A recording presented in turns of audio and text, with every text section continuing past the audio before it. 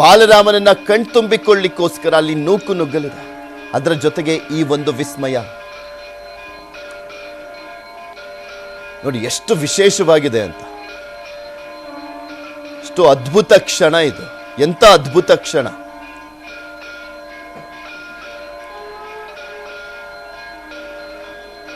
ಆ ಕಪ್ಪು ಶಿಲೆಯಲ್ಲಿರುವಂತ ಬಾಲರಾಮನ ಹಣೆಯಲ್ಲಿ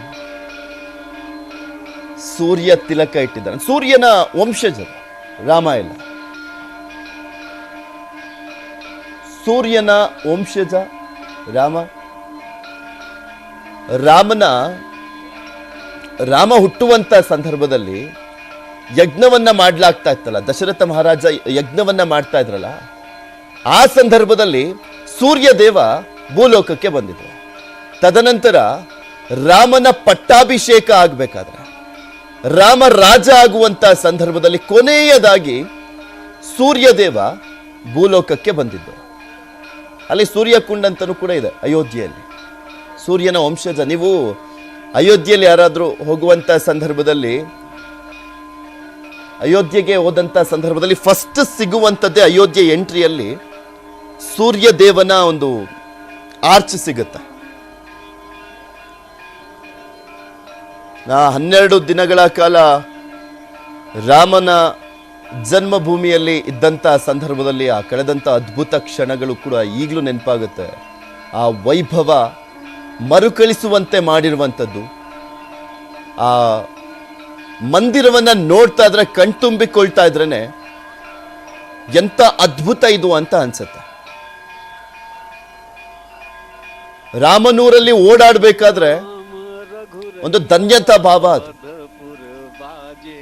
ರಾಮ ಮಂದಿರದಲ್ಲಿ ಬಾಲರಾಮನನ್ನ ಕೂರಿಸಲಾಗಿದೆಯಲ್ಲ, ಇನ್ನ ಬಾಲರಾಮನ ಮೂರ್ತಿಯನ್ನ ಕೆತ್ತಿರುವಂತ ನಮ್ಮ ಹೆಮ್ಮೆಯ ಕನ್ನಡಿಗ ಅರುಣ್ ಯೋಗಿರಾಜ್ ಕೂಡ ಹೋಗಿದ್ದಾರೆ ಅಲ್ಲಿಗೆ.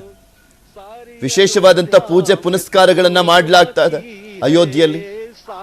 ಹೇಳ್ತಾ ಇದ್ನಲ್ಲ, ಇವತ್ತು ವಿಶೇಷ ದಿನ, ಆದ್ರೆ ಪ್ರತಿದಿನನೂ ಕೂಡ ಅಲ್ಲಿ ರಾಮ ಜಪ ಇದೆ. ಪ್ರತಿದಿನನೂ ಕೂಡ ಒಂದು ರೀತಿಯಾಗಿ ರಾಮನವಮಿನೇ ಅಲ್ಲಿ.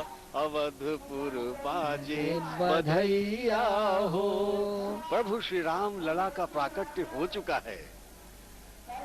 प्रभु श्री राम लला पधार चुके हैं. ಬಗ್ಗೆ ಮತ್ತಷ್ಟು ಮಾತಾಡ್ಲಿಕ್ಕೆ ನಮ್ಮ ಜೊತೆ ಕಮಲಾಕರ್ ಭಟ್ ಅವರು, ಆಧ್ಯಾತ್ಮಿಕ ಚಿಂತಕರು, ನಮ್ಮ ಜೊತೆ ದೂರವಾಣಿ ಸಂಪರ್ಕದಲ್ಲಿ ಜಾಯಿನ್ ಆಗ್ತಾ ಇದ್ದಾರೆ. ನಮಸ್ಕಾರ ಗುರುಗಳೇ.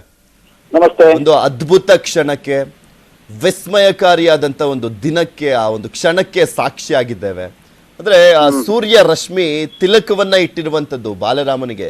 ಸೂರ್ಯನ ವಂಶಜರು ರಾಮನ ಕುಟುಂಬದವರು. ಈ ಕ್ಷಣಕ್ಕೆ, ಈ ಕ್ಷಣದ ಸಂದರ್ಭದಲ್ಲಿ ಏನ್ ಹೇಳಿಕ್ ಬಯಸ್ತೀರಾ? ಸನಾತನ ವ್ಯವಸ್ಥೆಗಳ ಅದ್ಭುತವಾದಂತಹ ಪರಿಚಯವನ್ನ ನಮಗೆ ತೋರಿಸಿಕೊಟ್ಟಂತವರು ಋಷಿಮುನಿಗಳು. ಅನೇಕ ದೇವಸ್ಥಾನಗಳನ್ನ ನಾವು ನೋಡ್ತೇವೆ. ಉದಾಹರಣೆಗೆ ಹೇಳೋದಾದ್ರೆ ಮಕರ ಸಂಕ್ರಾಂತಿಯ ದಿನ ಇಲ್ಲೇ ಬೆಂಗಳೂರಿನಲ್ಲೇ ನಡೀತಕ್ಕಂಥ ವಿಸ್ಮಯ ಅಂತ ಹೇಳಿ ಗವಿಗಂಗಾಧರೇಶ್ವರನ ಪಾದಸ್ಪರ್ಶವನ್ನು ಮಾಡಿ ಹೋಗ್ತಾನೆ ಸೂರ್ಯದೇವ ಅನ್ನುವಂಥದ್ದು. ಅಯೋಧ್ಯ ಪುರವಾಸಿಯಾಗಿರತಕ್ಕಂಥ ಬಾಲರಾಮನ ಸನ್ನಿಧಾನದಲ್ಲಿ ರಾಮ ನವಮಿಯ ದಿನ ತಿಲಕವನ್ನು ಇಟ್ಟಿರತಕ್ಕಂಥದ್ದು ಅತ್ಯಂತ ಶ್ರೇಯಸ್ಕರ ಮತ್ತು ನಮ್ಮ ಎಲ್ಲರಿಗೂ ಕೂಡ ಅದನ್ನು ಕಣ್ತುಂಬಿಕೊಳ್ತಕ್ಕಂಥ ಭಾಗ್ಯವನ್ನ ರಾಮ ಕೊಟ್ಟಿದ್ದಾನೆ ಅಂತಲೇ ನಾವು ತಿಳ್ಕೊಬೇಕಾಗತ್ತೆ. ಮತ್ತೆ ಜೊತೆಗೆ ವಿಶೇಷವಾಗಿರತಕ್ಕಂತಹ ಸೂರ್ಯ ರಶ್ಮಿ ಬೀಳುವುದರಿಂದ ಪಾಸಿಟಿವ್ ಎನರ್ಜಿ ಅಂತ ಏನ್ ಕರಿತೀವಿ, ಸಕಾರಾತ್ಮಕವಂತಹ ಶಕ್ತಿ ಎನ್ನುವಂಥದ್ದು ವೃದ್ಧಿ ಆಗ್ತದೆ ಅಂತ. ನಮಗೆ ಅಂದ್ರೆ ವೈದ್ಯಕೀಯ ವ್ಯವಸ್ಥೆಗಳನ್ನು ಕೂಡ ನೋಡಿದಾಗ ನಮಗೆ ಎಷ್ಟು ಮುಖ್ಯವಾಗಿರುತ್ತೆ ಅಂದ್ರೆ, ಸಿ ವಿಟಮಿನ್ ಕೊರತೆ ಇದ್ದಂತಹ ರೋಗಿಗಳಿಗೆ ಡಾಕ್ಟರ್ಗಳು ಹೇಳುವಂತದ್ದು ಬಾಳ ಬಿಸಿನಲ್ಲಿ ಅಂದ್ರೆ ಎಳೆ ಬಿಸಿನಲ್ಲಿ ಕೂತ್ಕೊಳ್ಳಿ ಅನ್ನುವಂತ ಮಾತುಗಳನ್ನ ಆಡ್ತಾರೆ.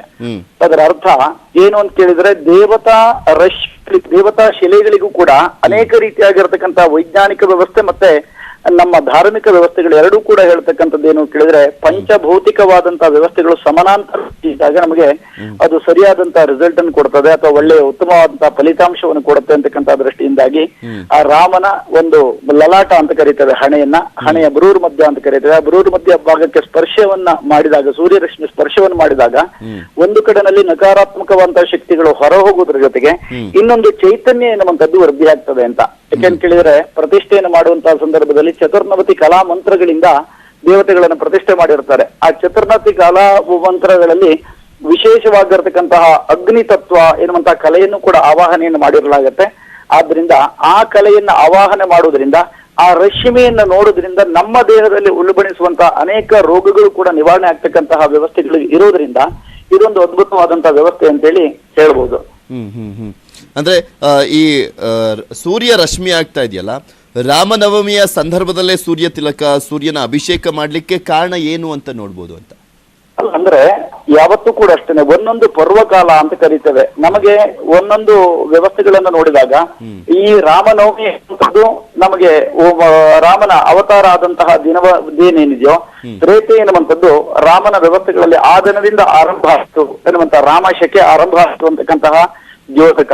ಮತ್ತೆ ಜೊತೆಗೆ ಅಂತ ಕೇಳಿದ್ರೆ ಸೂರ್ಯನ ವಂಶದಲ್ಲಿ ಹುಟ್ಟಿರ್ತಕ್ಕಂತಹ ರಾಮನ ವ್ಯವಸ್ಥೆಗಳೇನಿದೆಯೋ ಆ ರಾಮನ ವ್ಯವಸ್ಥೆಗಳಲ್ಲಿ ಆ ತಿಲಕವನ್ನ ಇಟ್ಟಿರ್ತಕ್ಕಂಥದ್ದು ಸಾಕ್ಷಾತ್ ಸೂರ್ಯದೇವನಿಗೂ ಕೂಡ ರಾಮನ ಮೇಲೆ ಅಪಾರವಾದಂತಹ ಪ್ರೀತಿ, ರಾಮನ ಮೇಲೆ ಅಪಾರವಾದಂತಹ ಗೌರವ. ಸಾಕ್ಷಾತ್ ಸೂರ್ಯನಾರಾಯಣನೇ ಅವನನ್ನು ದರ್ಶನ ಮಾಡಿ ಅವನಿಗೆ ಅಭಿನಂದಿಸ್ತಾ ಇದ್ದಾನೆ, ಅಭಿವಂದಿಸ್ತಾ ಇದ್ದಾನೆ ಅಂತಕ್ಕಂಥ ವ್ಯವಸ್ಥೆಗಳನ್ನ ನಾವು ತಿಳ್ಕೋಬಹುದು. ಪ್ರಕೃತಿ ಸಹಜವಾಗಿರತಕ್ಕಂಥ ವ್ಯವಸ್ಥೆಗಳಲ್ಲಿ ಇವೆಲ್ಲವೂ ಕೂಡ ಆಗುವಂತ ವಿಸ್ಮಯಗಳೇನಿದೆ, ಆ ವಿಸ್ಮಯಗಳಿಂದಾಗಿ ಎಲ್ಲರೂ ಕೂಡ ಪುಳಕಿತರಾಗ್ತಾರೆ. ಜನರ ಭಾವಗಳು ಸಾತ್ವಿಕ ಮಾರ್ಗದಲ್ಲಿ ಇಂದಿಗೂ ಕೂಡ ಇಂತಹ ವ್ಯವಸ್ಥೆಗಳು ನಮ್ಮ ಸನಾತನ ವ್ಯವಸ್ಥೆಗಳಲ್ಲಿ ಅನ್ನುವಂತಹ ಭಾವನೆಗಳಿಗೆ ಮನುಷ್ಯ ಬರ್ತಾನೆ. ಅದರ ಜೊತೆಗೆ ಅನೇಕ ರೀತಿಯಾಗಿರತಕ್ಕಂತಹ ದೇಹದಲ್ಲಿ ನಾವೇನು ಕೇಳಿದ್ರೆ 64 ಅಲ್ಟ್ರಾವೈಲೆಟಸ್, 32 ಅಲ್ಟ್ರಾವೈಲೆಟ್ ರೇಸ್ ಅಂತ ಕರೀತಾರೆ, 64 ಕಿರಣಗಳು. ಆ 64 ಕಿರಣವನ್ನ ಸೂರ್ಯರಶ್ಮಿಯೂ ಕೂಡ ಒಂದಾಗಿರುತ್ತೆ. ಆದ್ರಿಂದ ಭೂಮಂಡಲದ ಮೇಲೆಯೂ ಮತ್ತೆ ಸಾತ್ವಿಕವಾದಂತಹ ಪ್ರಕೃತಿಯ ಮೇಲೆಯೂ ಕೂಡ ಇದು ತನ್ನ